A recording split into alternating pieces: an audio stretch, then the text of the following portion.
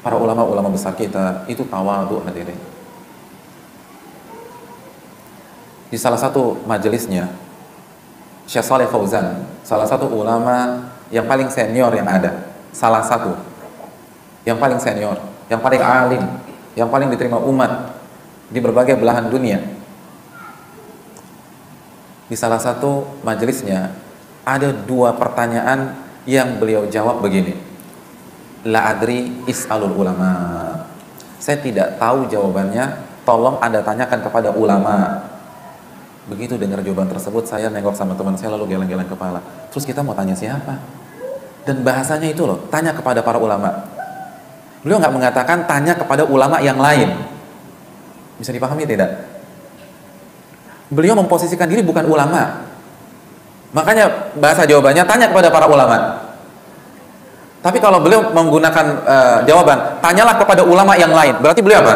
Ulama. Tapi beliau nggak mengatakan demikian, tanya kepada ulama. Itu semua pada bengong. Terus mau nanya sama siapa? Yang kita hadapi yang paling senior sekarang. Yang tawadhu sekarang. Ada sebuah pertanyaan di sebuah majelis beliau ditanya begini, bagaimana caranya mendapatkan ilmu antum dan ilmunya Syekh bin Baz? Apa kata Syekh Shalih Fauzan? Adapun mendapatkan ilmu Syekh bin Baz, belajar. Adapun untuk ilmu saya miskin. Saya nggak punya apa-apa dalam dunia ilmu. Titik, selesai. Itu Syekh Shalih Fauzan.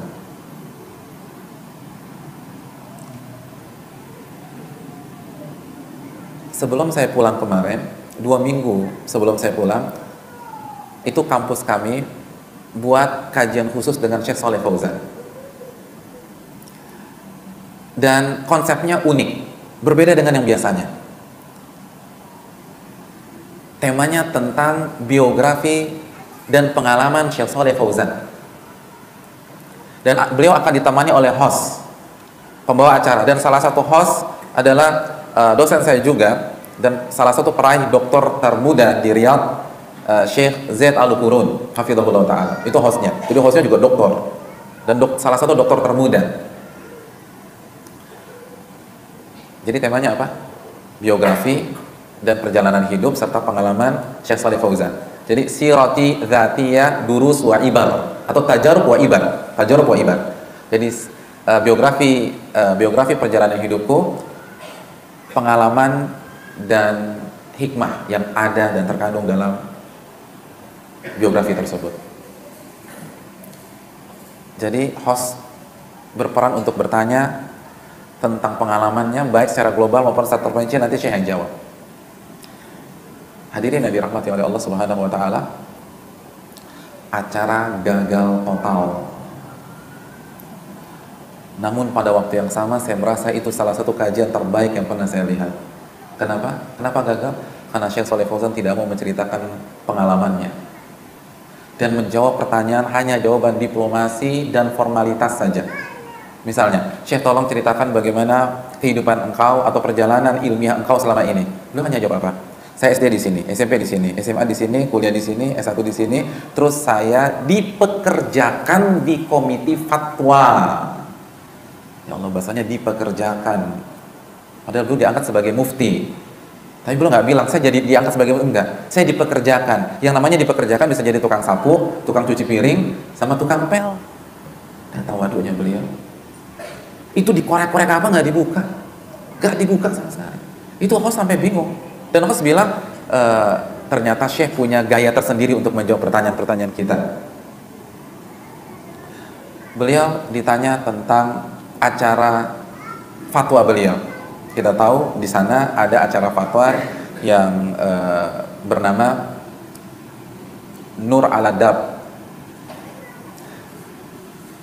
Acara fatwa yang diisi oleh ulama-ulama besar. Hanya ulama-ulama besar yang bisa ngisi di sana. Dan salah satunya adalah Syekh Shalih Fauzan. Ditanyalah, bagaimana pengalaman dan perasaan engkau wahai Syekh ketika mengisi di sana. Jadi itu acara radio, pendengar bertanya, ulama menjawab, begitu loh. Dan Syekh Utsaimin itu benar-benar memuji fatwa Syekh Fauzan dalam acara ini. Kata Syekh Utsaimin, yatma'innu qalbi bi fatawa Syekh Shalih Fauzan. Hatiku tuh tenang kalau dengerin fatwa Syekh Fauzan dalam acara tersebut. Fatwanya berkualitas ilmiah, sangat didukung oleh dalil. Itu testimoni dari Syekh Utsaimin. Nah, ditanya Syekh Fauzan tentang acara tersebut. Apa jawaban beliau? Beliau mengatakan, adapun acara tersebut, saya hanya diminta untuk menjawab pertanyaan. Ada pertanyaan yang saya tidak tahu. Dan yang saya jawab banyak sekali kesalahan. Dan saya berharap ada di antara antum yang bisa mengkoreksi kesalahan-kesalahan saya itu. Titik. Subhanallah. Beliau mengajar S1 sebelum lulus S1. Jadi dosen S1 di Jamiatul Imam di Riyadh sebelum lulus S1. Ditanyakan oleh hostnya, gimana perasaan dan pengalamannya? Kata beliau, aturidu an atahaddatsa an uyubi? Engkau ingin aku menceritakan aib-aibku? Apa maknanya? Cara saya ngajar tuh nggak bagus. Buat apa saya ceritakan kepada Anda? Cara ngajar saya banyak kekurangan. Udah nggak perlu lah cerita. Biar Allah yang tutup aib-aib saya. Nggak perlu saya ceritakan. Dan saya diangkat sebagai dosen itu karena universitas lagi butuh. Hadirin, nggak ada ceritanya Jamiatul Imam butuh dosen sampai maksa-maksain gitu tuh nggak ada. Apalagi di zaman beliau. Yang ngajar pada zaman itu adalah Syekh bin Baz, Syekh Muhammad Amin Shinqiti dan seterusnya. Ulama-ulama besar. Tapi dia tawadhunya. Belum nggak bicara alhamdulillah karena saya dapat kumlot di semester 1, semester 2, semester 3, akhirnya saya dipercaya. Enggak. Kuliah kampus lagi butuh, akhirnya saya dipekerjakan. Titik, selesai.